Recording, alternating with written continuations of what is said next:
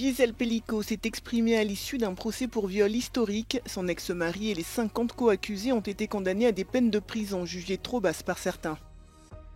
À quelques semaines de l'arrivée de Donald Trump à la Maison-Blanche, Volodymyr Zelensky, qui participe à un sommet européen à Bruxelles, appelle l'UE et les États-Unis à l'unité.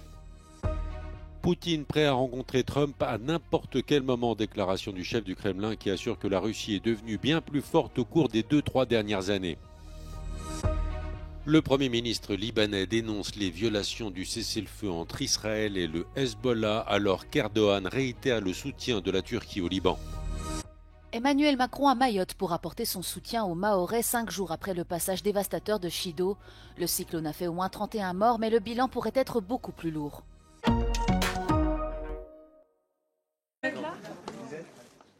À l'issue d'un procès qui aura profondément marqué la France, Gisèle Pelicot s'est exprimée devant les journalistes présents ce jeudi au tribunal d'Avignon pour écouter le verdict.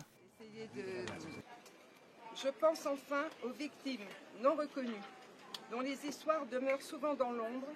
Je veux que vous sachiez que nous partageons le même combat. Je souhaite exprimer ma gratitude la plus profonde à toutes les personnes qui m'ont soutenue tout au long de cette épreuve. Vos témoignages m'ont bouleversée et j'y ai puisé la force de revenir chaque jour pour affronter ces longues journées d'audience. Tous les 51 co-accusés ont été condamnés à des peines de prison disparates, allant jusqu'à 20 ans pour Dominique Pelicot, l'ex-époux de la victime. Des peines jugées trop basses par une partie de la foule venue soutenir Gisèle Pelicot. Les peines annoncées, elles ne sont pas à la hauteur des attentes des femmes et de l'histoire des femmes. C'est-à-dire que Gisèle, elle va retourner chez elle et pareil, c'est-à-dire que pour 20 ans, elle, c'est sa vie qui est tuée alors que son mari, c'est 20 ans derrière les barreaux et il pourra ressortir après et faire sa vie, hein, ou mourir et ne jamais avoir de remords. Quelque part, c'est le procès de la société et de la masculinité. On entend ça beaucoup, mais oui, c'est tellement massif que ça interroge sur comment on vit, nous, en tant qu'hommes, dans cette société. L'affaire, qui a eu un retentissement mondial, a été suivie par une centaine de médias internationaux.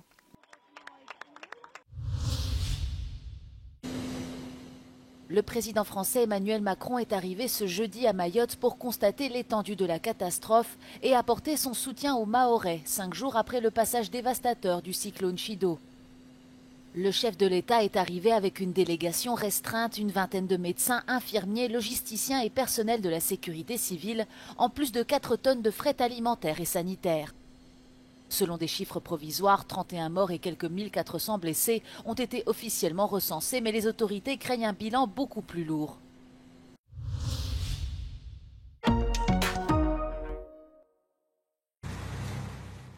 Réunis ce jeudi à Bruxelles, les dirigeants européens ont plusieurs sujets à aborder, à commencer par l'Ukraine.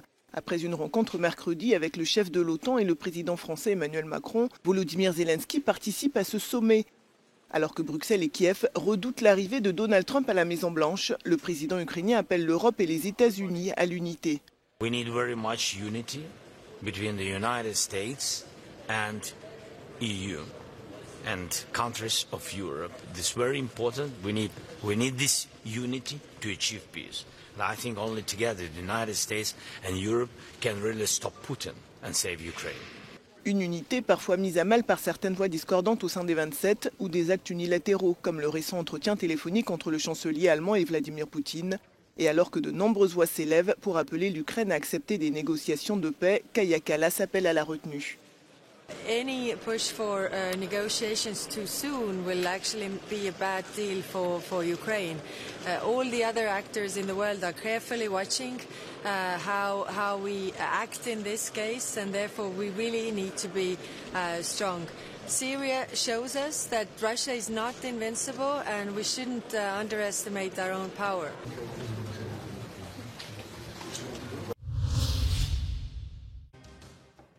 Vladimir Poutine dit ne pas savoir quand il reverra Donald Trump, qu'il ne lui a pas parlé depuis 4 ans, mais le chef du Kremlin assure qu'il est prêt à parler au président américain élu à n'importe quel moment. Политика и есть искусство компромисса. А мы всегда говорили, что мы готовы и к переговорам, и к компромиссам. Просто противная сторона в прямом и переносном смысле этого слова, противная сторона отказалась от переговоров. Comme chaque année ou presque, Vladimir Poutine s'est plié à l'exercice des questions-réponses préparées. Le 3e anniversaire de l'invasion à grande ampleur de l'Ukraine approche de son 3e anniversaire. Vladimir Poutine prévoyait à l'origine une opération de quelques semaines. Selon le chef du Kremlin, ces dernières semaines, la situation change radicalement et l'armée russe avance rapidement. Quant à l'assassinat mardi à Moscou du général russe Igor Kirillov, Vladimir Poutine reconnaît un échec des services spéciaux. Вы сказали покушение. Я вам благодарен за это, потому что вы косвенно признали, что это террористический акт. Почему? Потому что это убийство совершено способом, опасным для жизни многих. Au chapitre économique, l'inflation en Russie a atteint en novembre 8,9%. Vladimir Poutine estime qu'il s'agit d'un signal préoccupant.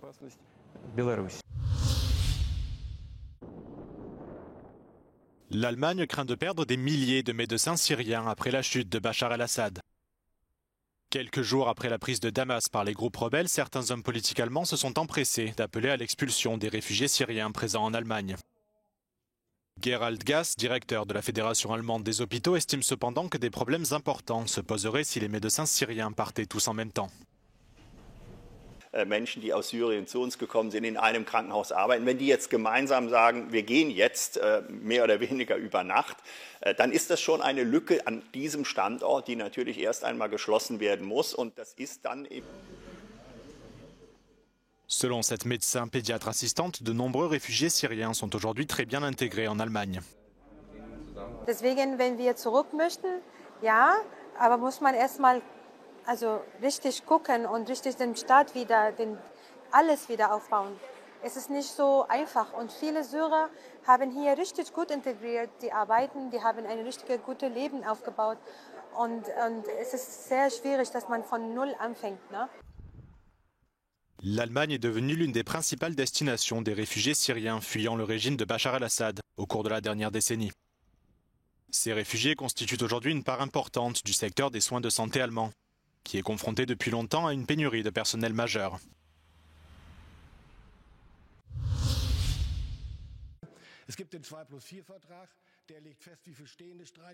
L'Allemagne veut augmenter la taille de ses forces armées en recrutant plus de 30 000 hommes et femmes dans ses rangs, et soit pour atteindre 230 000 membres. Le ministre allemand de la Défense, Boris Pistorius, a annoncé ce plan ambitieux en répondant aux questions du Bundestag. Outre-Rhin, on dénombre actuellement un peu plus de 180 000 militaires actifs, mais les forces armées allemandes peinent à recruter depuis des années. Les objectifs que s'est fixé Boris Pistorius risquent donc de compliquer encore davantage la situation. Ce dernier a expliqué que le plan de croissance du personnel permanent vise à atteindre les capacités requises par l'OTAN. Depuis l'invasion de l'Ukraine en février 2022, l'OTAN exige en effet de ses membres qu'ils augmentent leur capacité de défense afin de renforcer l'alliance pour faire face aux dangers représentés par la Russie.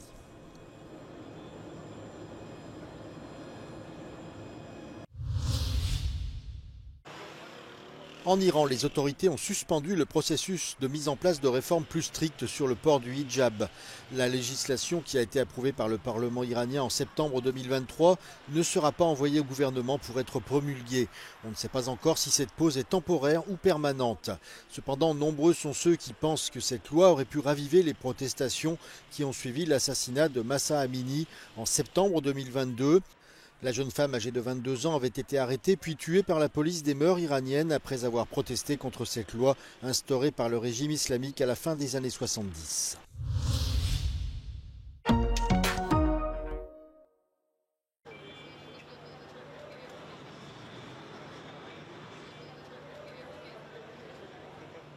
Les violences sexuelles sur mineurs sont en hausse en Europe et des nouvelles formes d'abus voient le jour avec le développement des nouvelles technologies. Aussi, l'UE veut mettre à jour sa directive relative aux abus sexuels commis contre des enfants qui date de 2011. Mais la proposition initiale de la Commission a été édulcorée par les ministres de la Justice. 7 États membres, dont la Belgique et la Finlande, regrettent la suppression de certaines parties du texte. We are concerned about several elements. In particular, for example, member states have expressly opposed to acknowledge in the text that a child that is freezing or intoxicated would be considered as not consenting to child sexual abuse. Member states have also objected to significantly extend the limitation periods for victims to be able to report their abuse. Member states have also objected to consider and to cover the grooming of children above the age of consent. La proposition vise notamment à actualiser le droit pénal pour criminaliser les viols d'enfants retransmis en direct sur Internet, la possession et l'échange de manuels pédophiles ou les deepfakes d'abus d'enfants. Elle prévoit également d'allonger le délai durant lequel les victimes peuvent porter plainte. De leur côté, les eurodéputés devraient soutenir une directive plus ambitieuse. In this directive, we only talk about the crime itself and the sanctions. And one important point we want to see is that there is longer statutes of limitation, because many children, after being abused, they take years and even decades before they dare to go to a court, to a police station. So this is a very important step that is missing in the current directive. Le texte peut encore être modifié. Après un vote des eurodéputés, des négociations auront lieu entre la Commission, le Conseil de l'UE et le Parlement. En Europe, on estime qu'un enfant sur 5 est victime d'une forme de violence sexuelle. Rien qu'en 2022, il y a eu 1,5 million de signalements d'abus sexuels sur des enfants dans l'UE.